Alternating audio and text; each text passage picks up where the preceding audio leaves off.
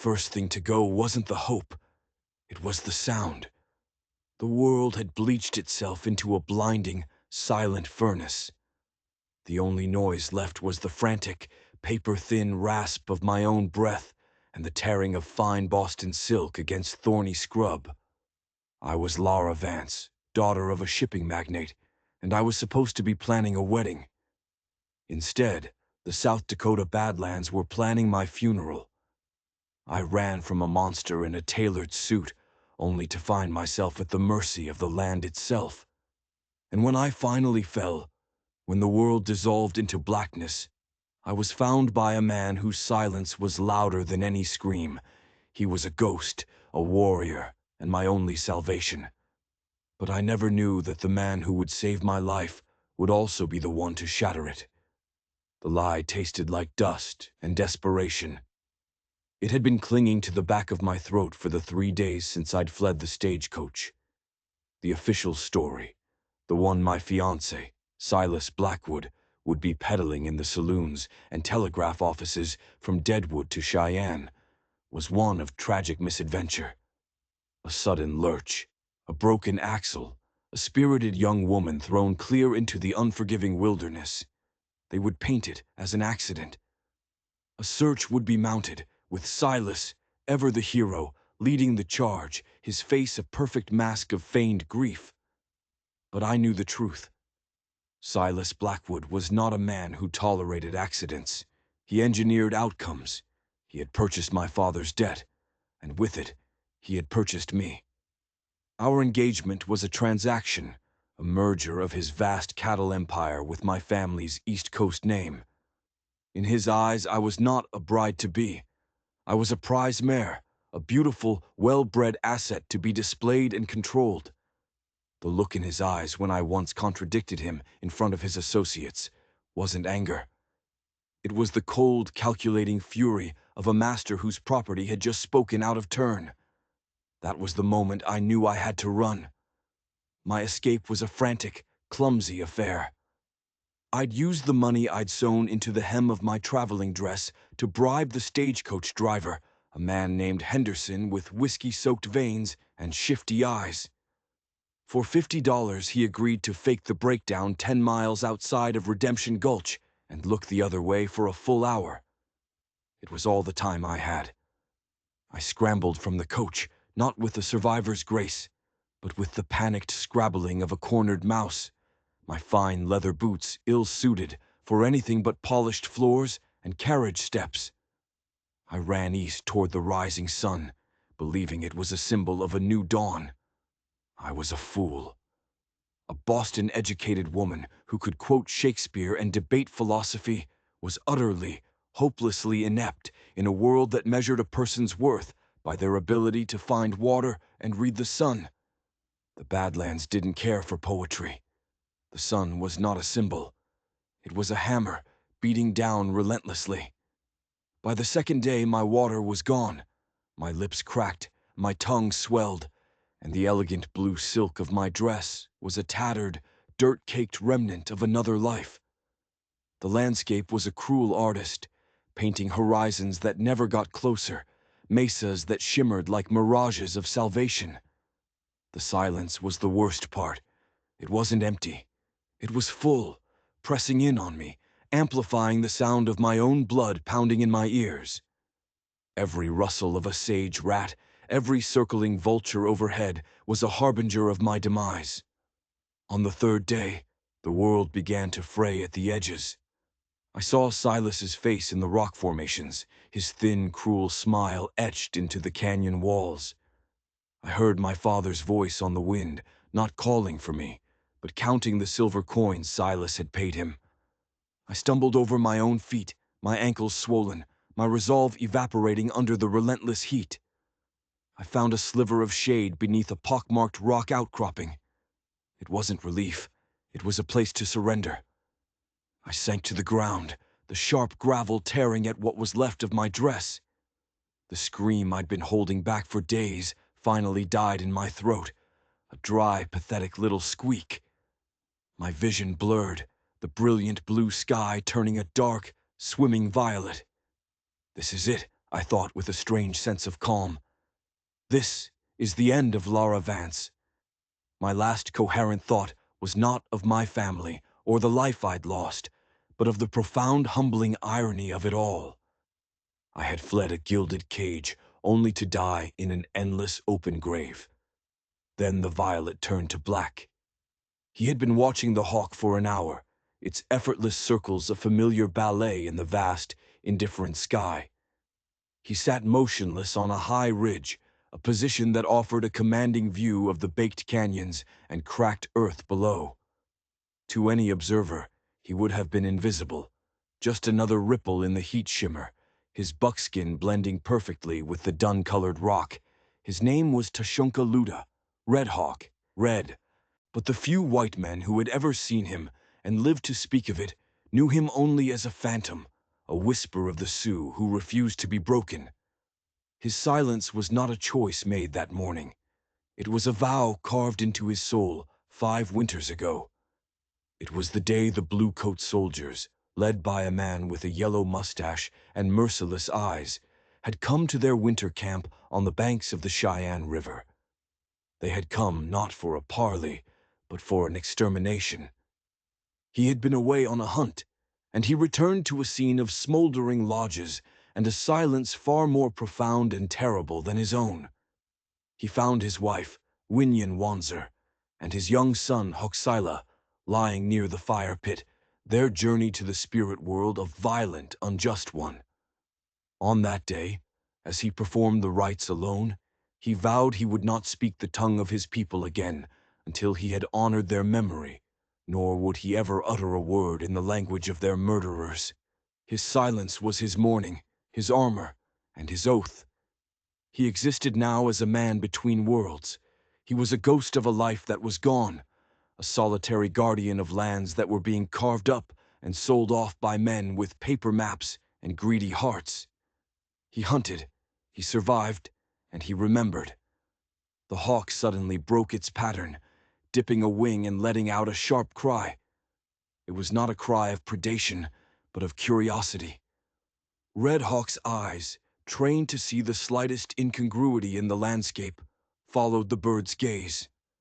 Down in the valley, near a cluster of sun-scorched rocks, was a splash of impossible color. Blue. It was the blue of a summer sky, a color that did not belong here among the reds, browns, and grays of the earth. He moved with a fluid grace that defied the treacherous terrain. His descent down the ridge was silent, his moccasins finding purchase on stones that would have sent a shod horse tumbling. As he drew closer, the shape resolved itself. It was a woman, a white woman, judging by the tattered remains of her dress. She was lying face down, one arm flung out as if reaching for something that wasn't there. His first instinct was a cold, hard knot in his stomach. White people were a pestilence, a source of pain and loss. This woman was part of the world that had destroyed his. She was an intruder, a trespasser on sacred ground, and the land itself was rightly claiming her. The law of this place was simple. The weak, the unprepared, they perished. It was just. He should turn, walk away, and let her bones bleach under the sun. It was what she deserved. It was what they all deserved. He took 3 steps away, his jaw set, the ghosts of his wife and son whispering in his mind. They show no mercy. Show them none. But then he stopped. Something in the pitiful stillness of her form arrested him. It was the delicate line of her neck, the smallness of her hand resting in the dirt. She was not a soldier. She was not a railroad man with a rifle. She was lost. A fragile piece of a foreign world, broken and discarded by the savagery of his own. He looked at her, and for a fleeting, agonizing moment, he did not see a white woman.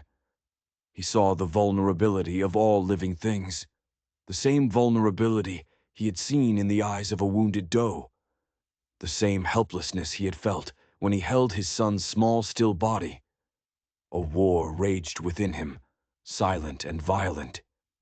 The spirits of his ancestors screamed for retribution, for indifference. The memory of his wife's gentle hands urged him to turn his back. But another voice, an older, deeper instinct, the Lakota belief in Teospai, the interconnectedness of all things, the duty to aid the suffering, rose against the tide of his grief. To leave her here would be to surrender a piece of his own humanity. It would be an act of spiritual decay, a victory for the bitterness that threatened to consume him whole. He stood over her for a long minute, his shadow falling across her body. The sun beat down. The hawk circled once more, then soared away. He looked at his hands, calloused and strong hands that could kill a man or gentle a horse. He looked down at the woman. A deep, shuddering sigh escaped his lips, the most sound he had made in days. The thought was not in words, but in a profound, gut-wrenching certainty. With a grace that belied his strength, he knelt. He gently brushed the dirt-matted blonde hair from her face, revealing features drawn taut with suffering, but still holding a ghost of refinement. Her skin was blistered by the sun, her lips nearly black. He slid one arm under her knees and the other behind her shoulders. She weighed almost nothing, a bundle of silk and bones. He lifted her, and with the setting sun casting their long shadow across the desolate land, the silent Lakota warrior began the slow, deliberate journey, carrying the lost woman toward the sanctuary of his fire. I awoke to the sensation of water, not a deluge, but a single, miraculous drop on my cracked lips. Another followed, and then another, coaxed from the edge of a dampened piece of hide. My eyes fluttered open, struggling to focus. The world was soft, bathed in the flickering orange glow of a fire.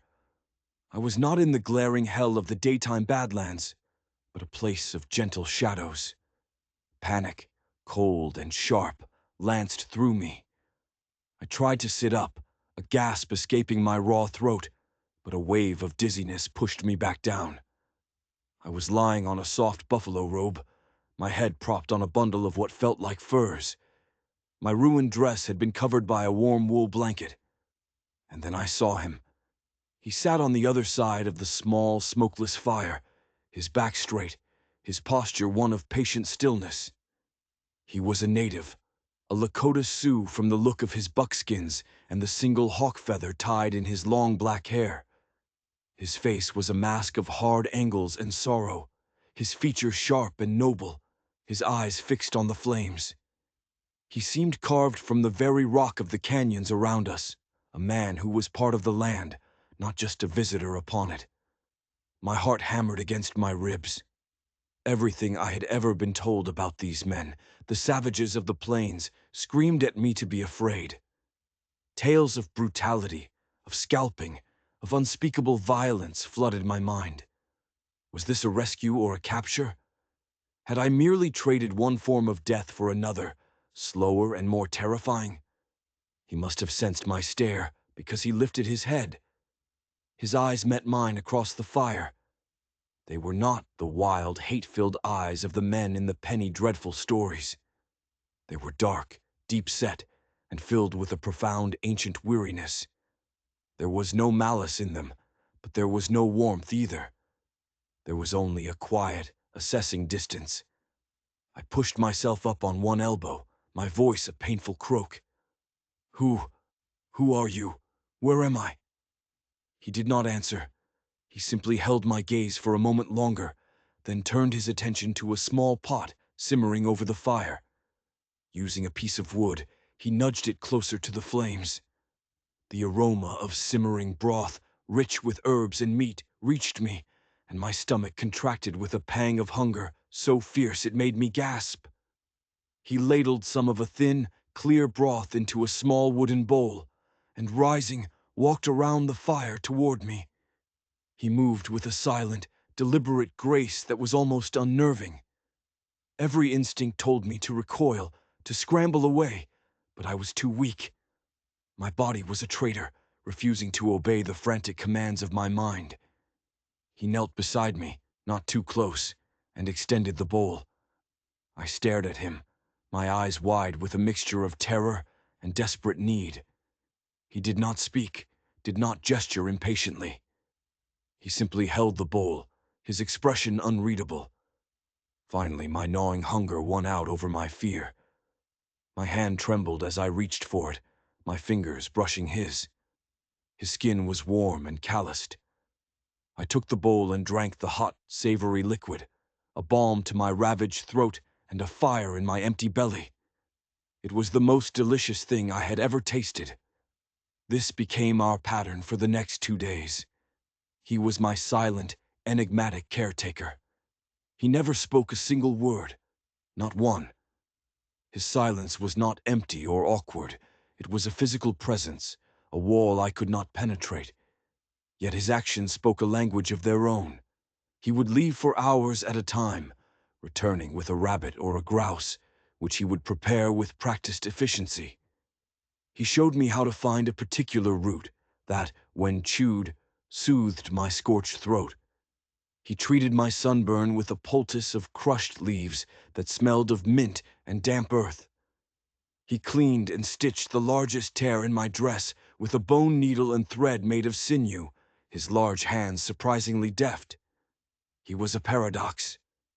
His stoic silence and the sheathed knife at his belt spoke of danger, of a warrior's life.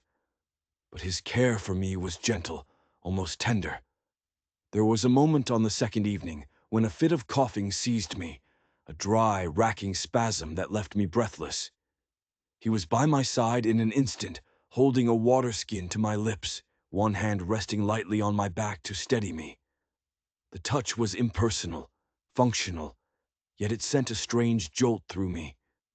It was the first human touch I had felt in what seemed like a lifetime that wasn't possessive or violent. I tried to speak to him, to fill the vast silence with the nervous chatter that had served me so well in Boston drawing rooms. I told him my name was Lara. I told him I was lost. I asked him his name a dozen times.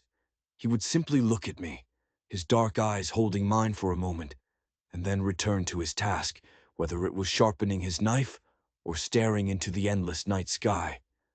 His silence was absolute, a deliberate and unreachable fortress. Slowly my terror began to recede, replaced by a profound and unsettling curiosity. Who was this man? Why was he alone? And why, after all his people had suffered at the hands of mine, had he chosen to save me? He was no simple savage. In his silence, there was a depth of thought and a weight of sorrow I could only guess at.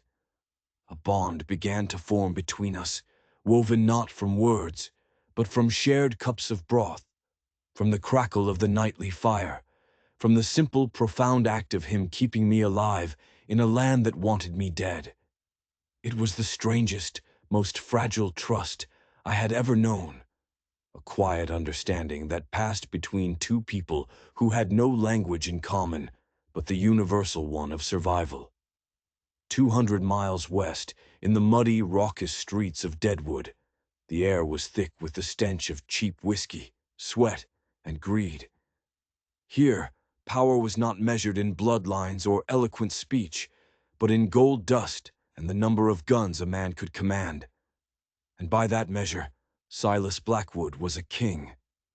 He sat in a plush leather chair in the back room of the Bella Union Saloon, a glass of expensive Tennessee whiskey untouched on the table before him. His tailored suit was immaculate, a stark contrast to the grime of the town. His face, usually a controlled mask of cold ambition, was tight with a barely suppressed rage. "3 days, Marshal," Silas said, his voice a low, dangerous purr. "3 days, and your esteemed trackers have found nothing but a torn piece of lace. Are you telling me the most valuable woman in the Dakota Territory can simply vanish into thin air?"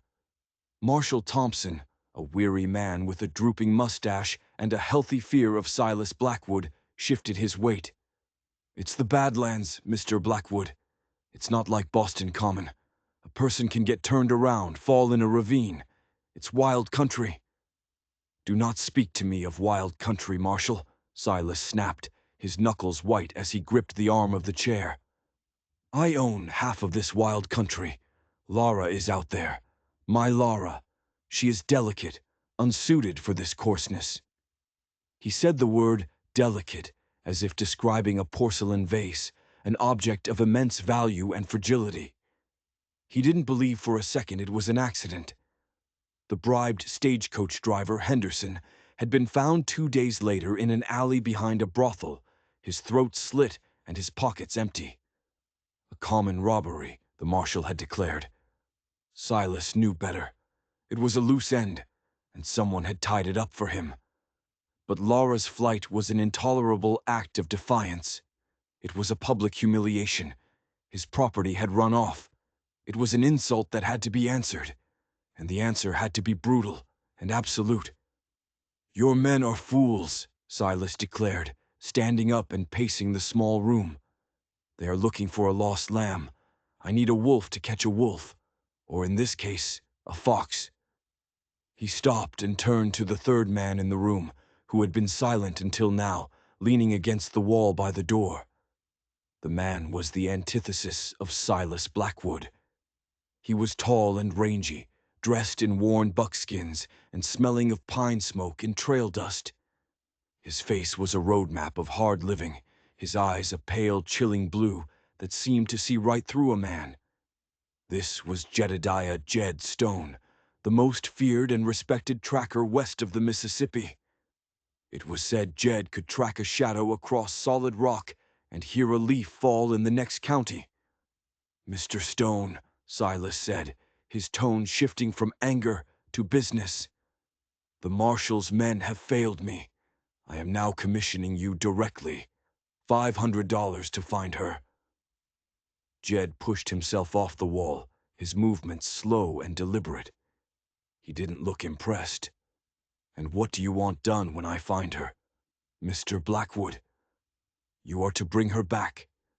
"Unharmed, of course," Silas said, a thin, unpleasant smile touching his lips. "She is my fiancée, after all. She is likely confused, terrified. She will need to be persuaded to return." Jed's pale eyes narrowed. "Persuaded." He let the word hang in the air. "And if she's not alone? If some homesteader or native has found her?" The mask of civility dropped from Silas's face. His eyes went cold and flat, like chips of obsidian. "Then you will eliminate the complication. I don't care who it is, man, woman, or child, white or red. No witnesses, no loose ends. Bring me Lara, and leave a lesson for anyone who dares to touch what is mine. Another 500 for the complication. Is that clear?" Jed Stone held Silas's gaze for a long moment. He was a man who operated on a simple, brutal code, but even he could recognize the obsessive poison in Blackwood's eyes. This wasn't a rescue mission. It was a recovery of stolen property, and it smelled of blood. But $1,000 was a fortune. It was enough to buy a small ranch, to finally hang up his tracking spurs. "The money first," Jed said, his voice a dry rasp. "Half now, half on delivery." Silas smiled, a predator's smile. He pulled a thick leather pouch from his coat and tossed it onto the table. It landed with a heavy metallic thud. "Pleasure doing business with you, Mr. Stone. Find my little lost bird and bring her home to her cage." Jed picked up the pouch, weighed it in his hand, and tucked it into his belt. He gave a curt nod to the marshal and walked out of the room without another word. As the door swung shut, Marshal Thompson wiped a bead of sweat from his brow. "You're unleashing a devil to catch an angel, Silas," the marshal muttered. Silas Blackwood walked to the window, staring out at the dirty street. "An angel," he scoffed, his reflection a dark shape against the glass. "She's a possession that has temporarily misplaced itself, and when I find her, I will remind her what happens when my property learns to walk." The hunt had begun, and Jedediah Stone, with his cold blue eyes and uncanny skill, was the perfect hound for the cruel, relentless hunter that was Silas Blackwood. The rhythm of our days had become a strange, silent routine. Red Hawk would hunt and forage. I would tend the fire and try to regain my strength.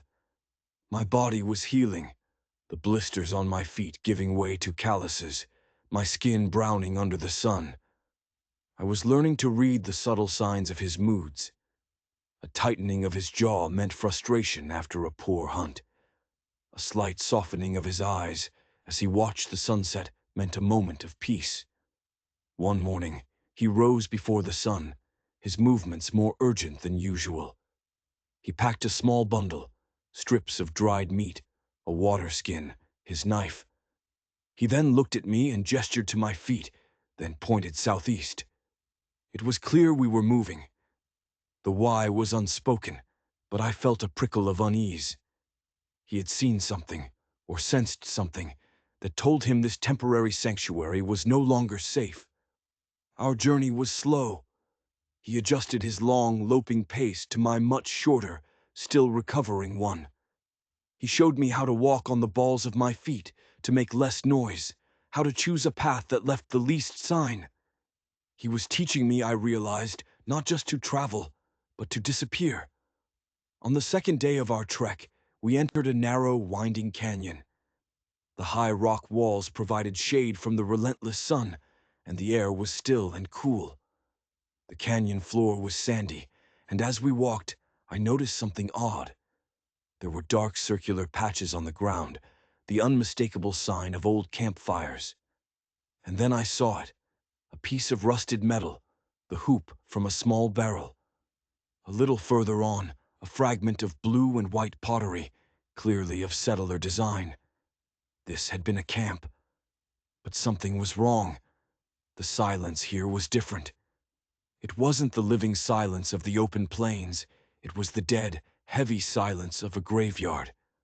Red Hawk had slowed, his body tense, his eyes scanning the canyon walls. I saw him touch the handle of his knife, a gesture I had never seen him make before. We rounded a bend, and the full scope of the scene came into view. It had been a small, hidden settlement or a winter camp. The dark circles were the remains of what must have been half a dozen lodges or cabins, long since burned to the ground. The earth was still scorched in places, a testament to a fire of unnatural intensity. Scattered amongst the ruins were the detritus of shattered lives, a broken wagon wheel, a child's leather doll with one button eye missing, a rusted cookpot with a hole in its side, and bones, sun-bleached and scattered by scavengers. Not all were animal. I felt a wave of nausea and stumbled back, my hand flying to my mouth. Red Hawk did not seem to see me. He walked forward, his steps slow and heavy, as if wading through a nightmare. He stopped at the center of the largest burned circle, where a family would have gathered. His eyes, which I had only ever seen as stoic and unreadable, were now filled with a pain so raw and absolute it stole my breath. He knelt slowly, his knees sinking into the ash and dust of his past. He reached out a trembling hand and picked up a small, charred object from the dirt. He brought it to his palm, his fingers curling around it. It was a single small bead, the kind a mother would weave into her child's moccasins. And then the impossible happened. A sound tore from his throat, a low, guttural cry of pure agony that seemed to echo off the canyon walls. It was the sound of a wound that had never healed, ripped open anew. It was the sound of a man who had lost everything. He bowed his head, his broad shoulders shaking with silent sobs, and from that deep well of grief a word emerged. It was not English. It was a soft, broken whisper in his own tongue. Hoxila. The word was meaningless to my ears, but its emotional weight was staggering. It was a name. I knew it in my soul. A son's name. This was his home. This was his family. I was standing in the ashes of his entire world. My fear of him, my curiosity, my self-pity. It all evaporated in that moment, replaced by a wave of profound, heart-wrenching empathy.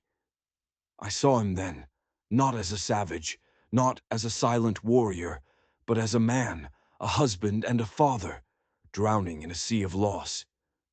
The wall of his silence hadn't been built to keep me out. It had been built to hold his own shattered heart together. I didn't know what to do. Words were useless. I took a tentative step toward him, then another. I knelt in the dirt beside him, my fine Boston manners forgotten. I didn't touch him. I didn't speak. I simply knelt beside him, a silent witness to his grief, sharing the crushing weight of the silence in that dead and hollow place. After a long time, he grew still. He opened his hand and looked at the single, fire-stained bead. Then, with a quiet reverence, he carefully dug a small hole in the ash with his fingers, placed the bead inside, and covered it over. A burial, a final goodbye. He rose to his feet, his face once again an unreadable mask, but the storm I had seen in his eyes was still there, just beneath the surface. He looked at me, a long, searching look. And in that moment, the dynamic between us shifted forever. I was no longer just a burden he had rescued. He had allowed me, however unintentionally, to see the source of his pain. He had shared his ghost with me. And in the heart of that desolate canyon, surrounded by the echoes of a massacre, our fragile, unspoken bond was forged into something stronger, something that felt terrifyingly like trust. Jedediah Stone was patient. It was the quality that separated a good tracker from a dead one. For 3 days, he had followed the faint trail from the staged accident. He'd found the place where the Vance woman had spent her first desperate night. He saw the signs of her stumbling, undirected flight, the path of a panicked city dweller. It was easy going. He'd figured he would find her huddled and half-dead within another day. Then the trail changed. The footprints became more purposeful.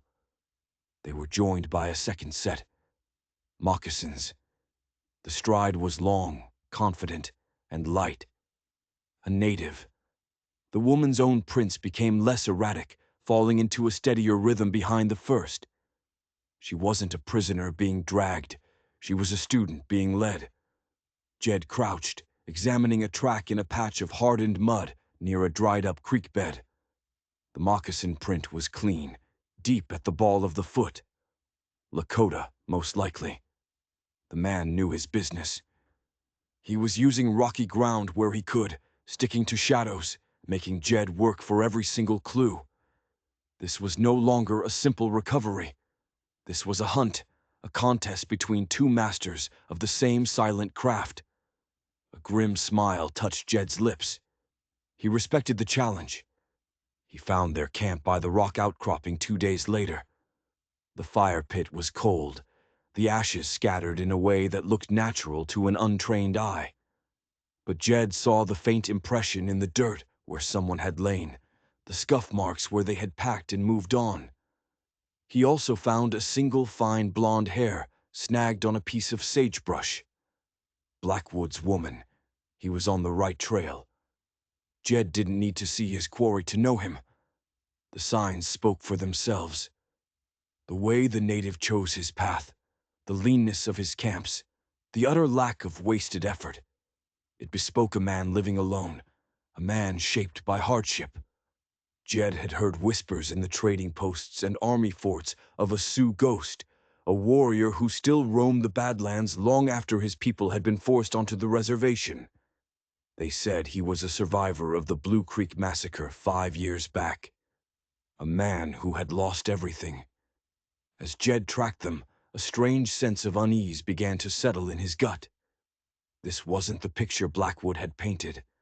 This wasn't a brutish savage dragging a terrified white woman back to his teepee. This was different. The tracks told a story of care.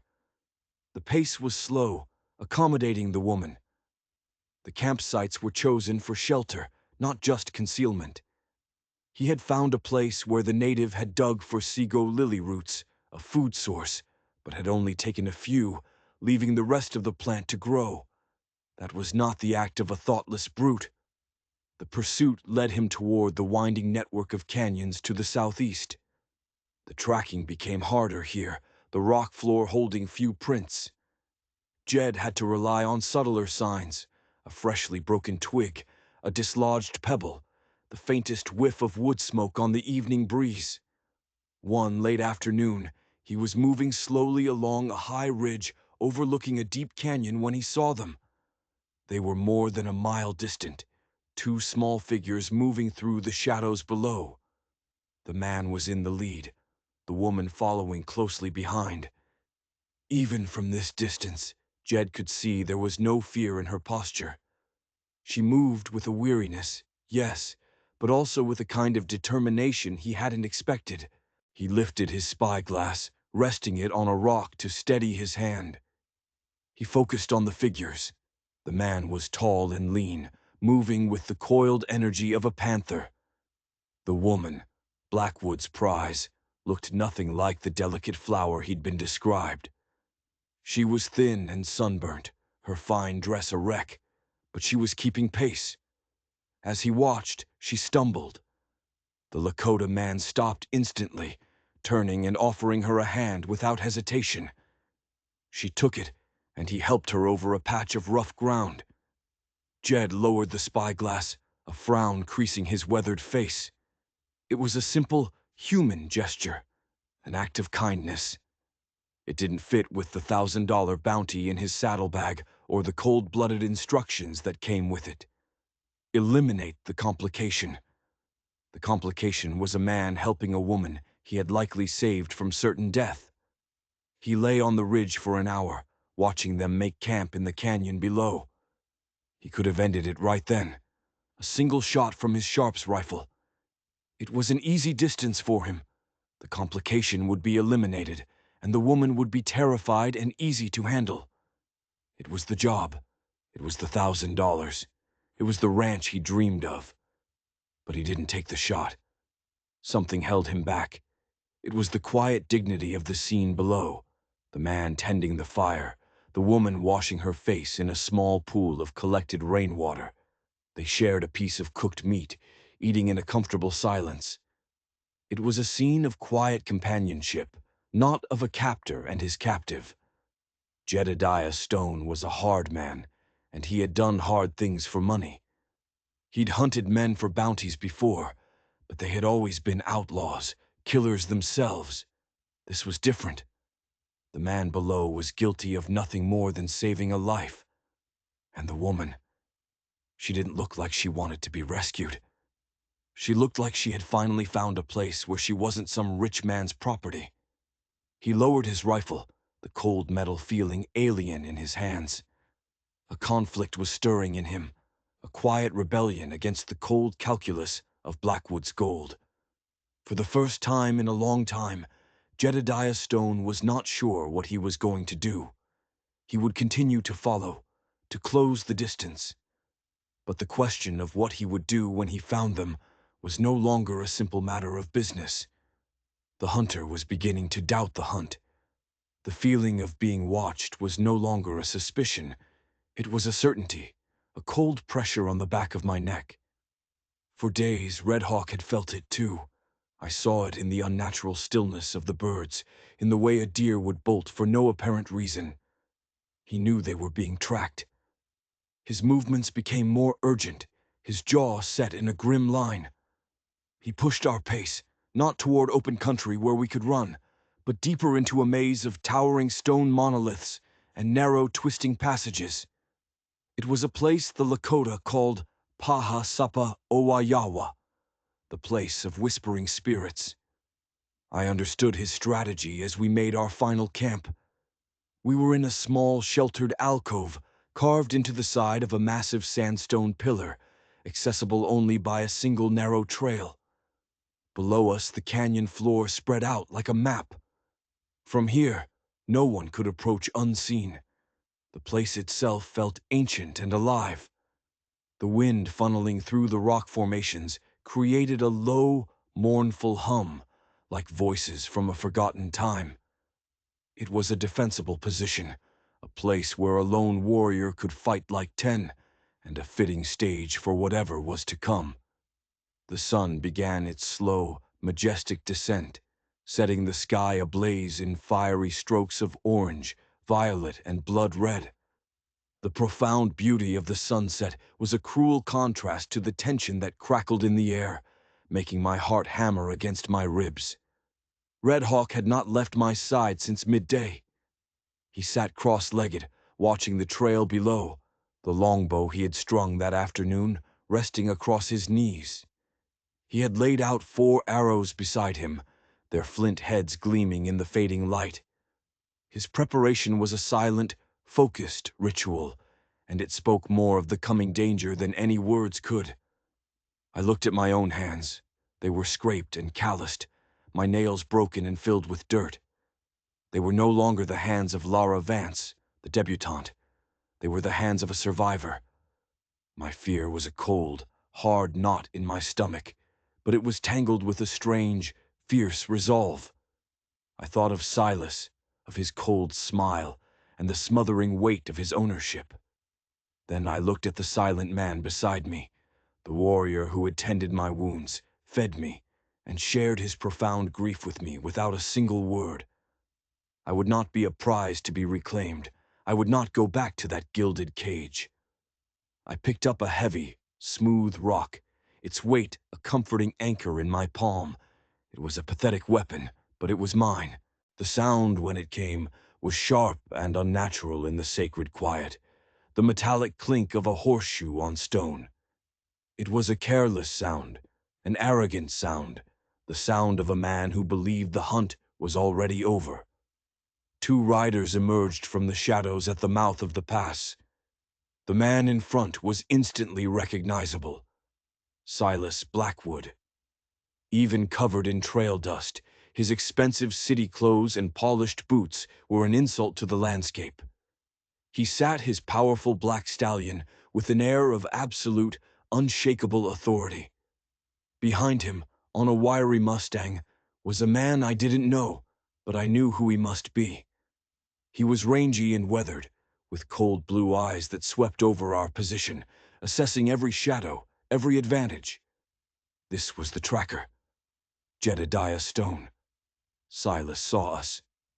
A triumphant, predatory smile spread across his face, a look I knew all too well. It was the look he wore when he closed a business deal, when he cornered a rival. "Lara, my dear," he called out, his voice dripping with condescending possession, the sound echoing unnaturally off the ancient stones. "Your little wilderness adventure is over. It was a charming fit of hysterics, but it's time to come home. Mr. Stone and I will escort you back to civilization." I rose to my feet, the rock in my hand feeling heavier now. Red Hawk rose with me, a fluid, silent motion. He nocked an arrow, the simple act a declaration of war. "I am not going back with you, Silas," I called down, my voice trembling but carrying a strength I didn't know I possessed. Silas's smile tightened, the humor vanishing. "Don't be a little fool. You are my fiancée. We are to be married. That is the arrangement. Did this savage," he gestured dismissively toward Red Hawk, "put these ridiculous, romantic notions in your head? He is a relic, a ghost. His people are gone. His land is forfeit. He is nothing." The insult was like a physical blow. "He saved my life," I retorted, my voice ringing with fury. I took a half step, placing myself slightly in front of Red Hawk, a protective instinct I couldn't suppress, surging through me. "He showed me more honor in his silence than you have ever shown in your entire life of empty words." Silas actually chuckled, a dry, grating sound. "Honor. That's the word you use. I call it opportunity. Now I will ask you one last time, Lara. Come down here. Do not make me come up there." No. The word was a final, unshakable stone dropped into a deep well. The veneer of civility shattered. Silas's face contorted into a mask of pure, reptilian rage. He turned in his saddle, his eyes locking on the tracker. "Stone," he snarled, "your money. Earn it. Kill the Indian." Jedediah Stone, who had been watching the entire exchange with an unnerving stillness, looked from Silas's twisted face to the 2 of us standing on the ledge. His gaze was analytical, assessing. He saw the defiant woman, the silent warrior poised to defend her, the arrow aimed squarely at his chest. But his gaze lingered, and I felt as if those pale blue eyes were reading the entire history of the past week, a story of survival and quiet decency that he had pieced together from our tracks. He dismounted slowly, deliberately. "No," he said. The word was quiet, but it landed with the force of a gunshot in the tense silence. Silas stared at him, his mouth agape with disbelief. "What did you say to me?" "I said, no," Jed repeated, his voice a flat, hard rasp. He met Silas's glare without flinching. "My contract was to track and retrieve the woman. You want a murder done, you pull the trigger yourself." "I am paying you a fortune," Silas screamed, his voice cracking with fury. "You work for me." "Some things ain't for sale, Blackwood," Jed said. And with that simple statement, he turned his back on his employer, a final and absolute act of repudiation. Utterly unhinged, Silas ripped a pearl-handled revolver from his coat. "Useless, all of you. I'll do it myself." He raised the pistol, the barrel glinting in the last rays of sunlight. But he didn't aim at Red Hawk. He aimed it at me. "If I can't have you, Lara," he hissed, his eyes wide with madness, "no one will." The world seemed to slow to a crawl. I saw the black eye of the barrel, the whitening of his knuckle on the trigger. In that frozen moment, I saw the whisper of the arrow leaving the bow. It flew not with a whistle, but with a sound like tearing silk, a whisper of death that crossed the space between us in a heartbeat. It struck Silas in the right shoulder. The force of the impact threw his arm wide. The revolver fired, the shot going wild, the bullet screaming off the rock far above my head, the boom of it a deafening sacrilege in this quiet place. Silas cried out, a shriek of pain and shock. Before he could regain his balance, Red Hawk was moving. He didn't climb down. He leapt, a breathtaking 10-foot drop, landing in a crouch on the trail below. With the silent grace of a panther, he covered the remaining distance in a blur of vengeful motion, slamming into Silas and knocking him clean out of the saddle. They went down in a cloud of dust and a flurry of violent motion. Jed Stone stood by his horse, his rifle held ready but pointed at the sky, making no move to interfere. This was a reckoning between two worlds, and he was now merely a witness. Silas, for all his bluster, was a city man. He was no match for the raw, primal fury of the warrior.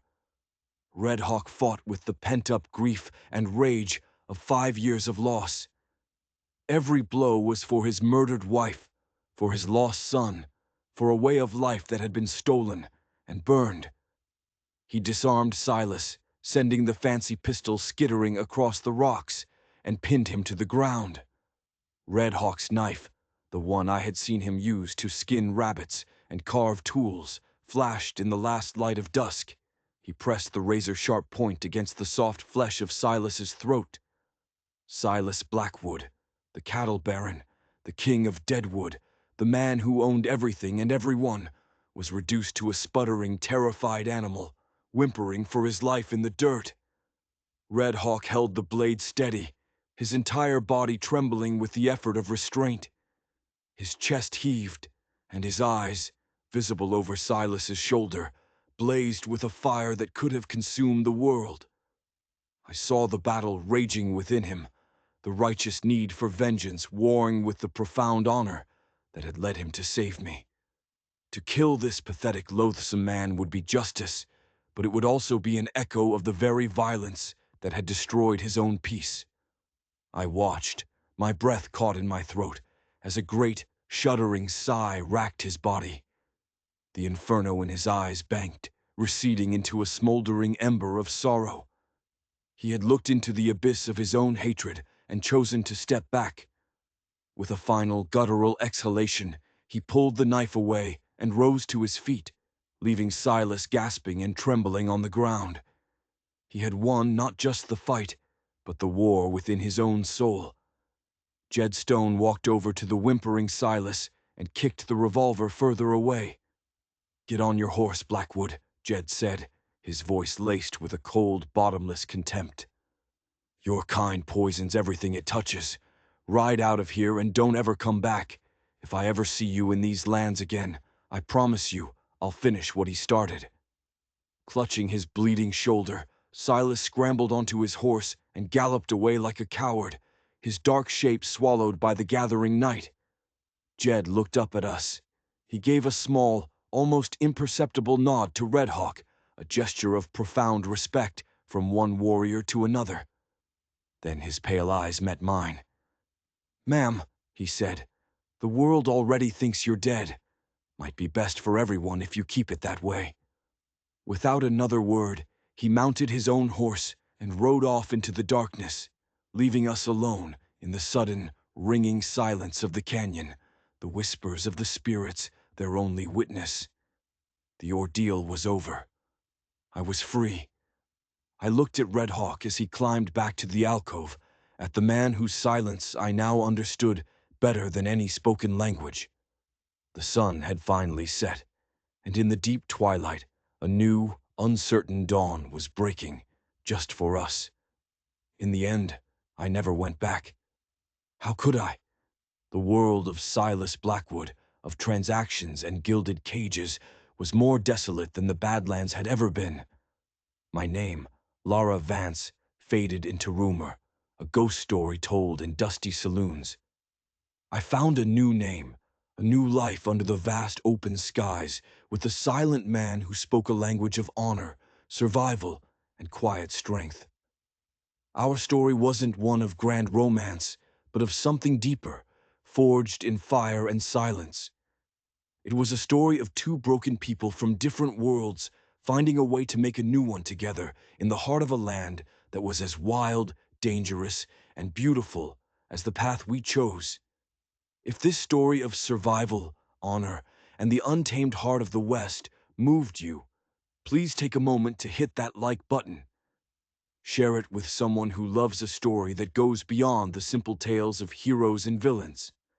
And most importantly, subscribe to our channel for more stories from the forgotten corners of history. Your support allows us to keep these echoes from the past alive. Thank you for listening.